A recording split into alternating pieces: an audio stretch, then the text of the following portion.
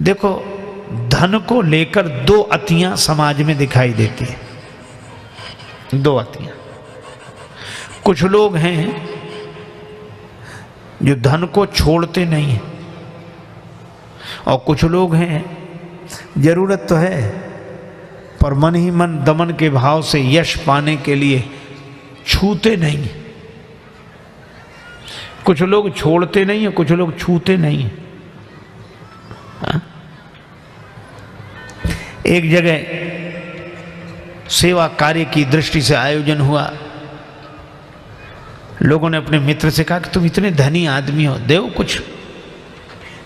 कहने लगा कि अब सब लोग दे रहे हैं तो हमारा देना जरूरी है क्या?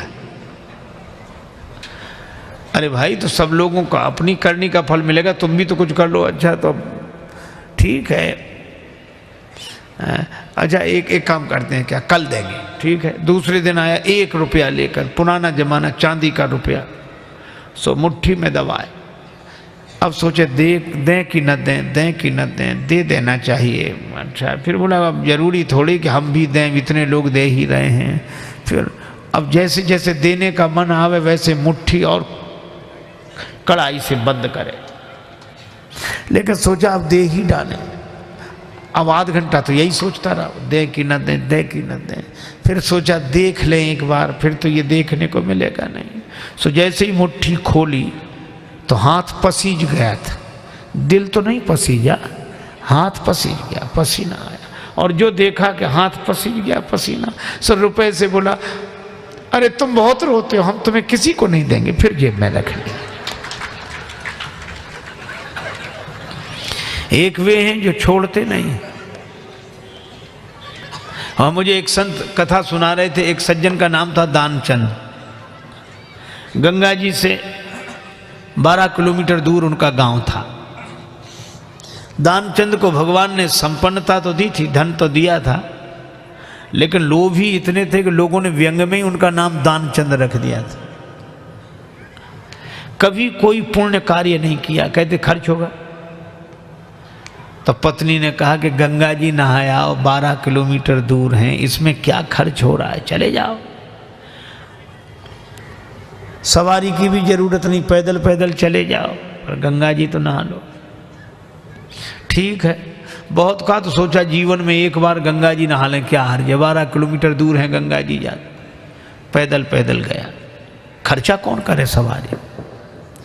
अब गंगा जी किनारे पहुंचकर सोचा घाट पर नहीं जाएंगे, वहां पंडा लोग रहते हैं, पंडा कहेंगे कि दान दो। तो मुर्दा घाट पर गए।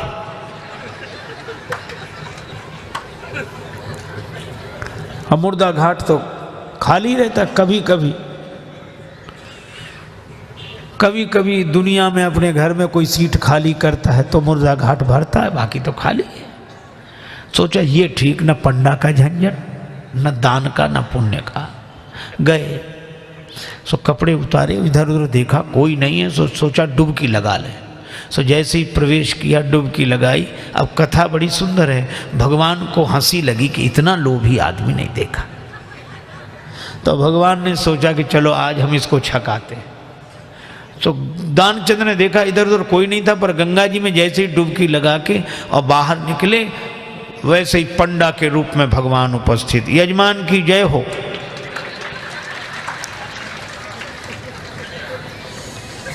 दानचंद बोले तुम कौन हो?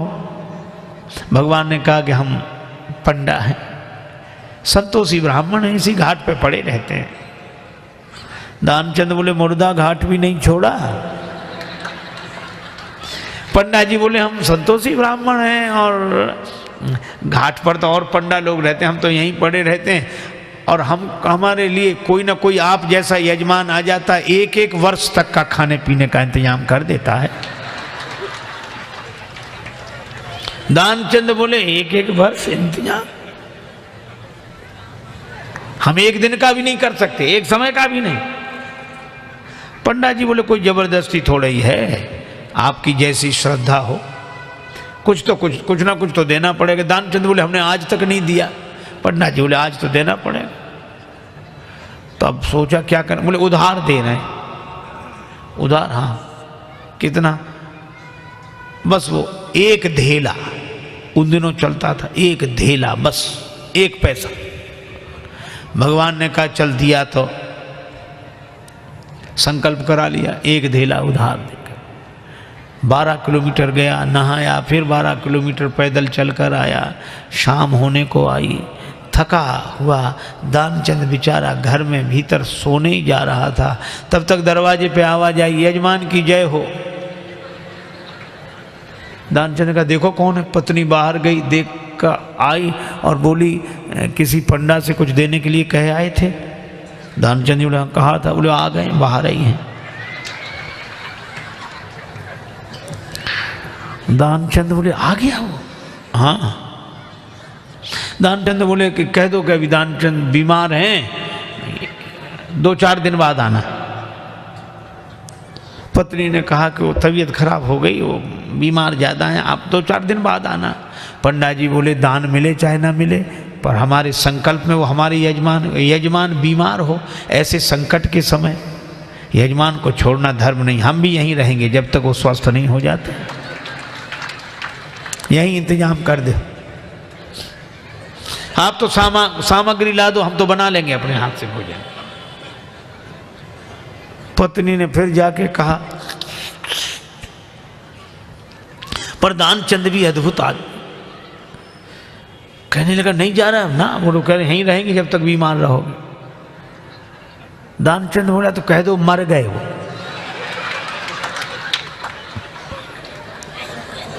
तो ये ऐसे कैसे कह दें? दानचंद बोले तुम कह दो हम श्वास रो के पड़े रहेंगे।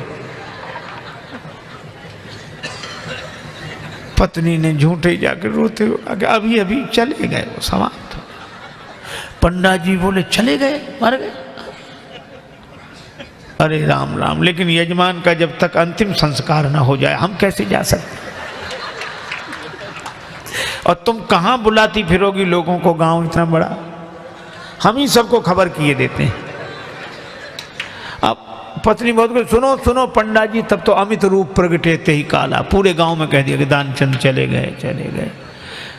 अच्छा, लोग सचमुच इकट्ठे हो गए और भगवान को भी मन में हंसी लगे, ऐसा जिद्दी आदमी श्वास रोके पड़ा।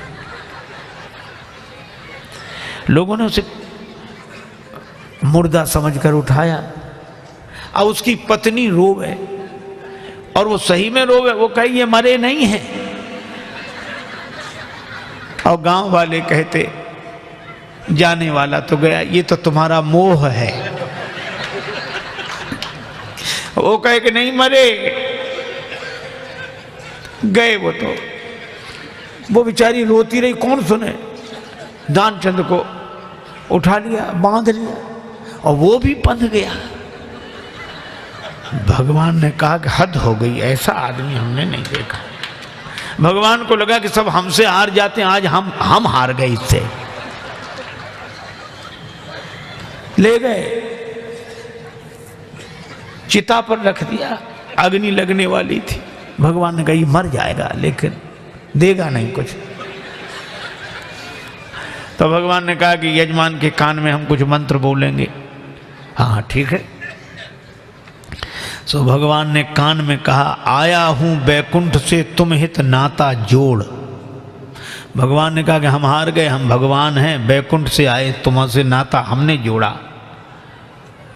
सो पंडा ने जो कहा कि आया हूं बैकुंठ से तुम हित नाता जोड़, तो दानचंद ने सोचा ये तो भगवान है। सो आंख खोली, और जो आंख खोली तो वही पंडा, और जो पंडा को देखा तो फिर आंख बंद कर ली। भगवान ने कहा कि हम तुमसे कुछ नहीं लेंगे, मांग ले हो वरदान कछु, तुम ही हमसे कुछ मांग लो। तो दानचंद क्या बोला? बोले धेला दीजिए छोड़, बस वही छोड़ दो और कुछ नहीं चाहिए।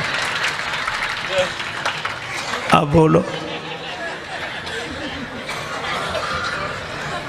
ये लोभ की अति, इतनी अति। देखो, सहस्त्राबाहु के 1000 भुजाएं, सहस्त्रबाहु 1000 भुजाएं, और परशुराम जी ने फरसे से उसके हाथ काटे, और फरसा क्या है? दान परस बुद्धि शक्ति प्रचंडा। दान ही फरसा है। और 1000 भुजाओं से केवल अपने एक पेट के लिए ही समेटना और किसी को न मिलने दे, यह सहस्त्राभाव है। तो लोभ की भुजाएं तो दान के फरसे से ही कटती हैं और कोई उपाय नहीं।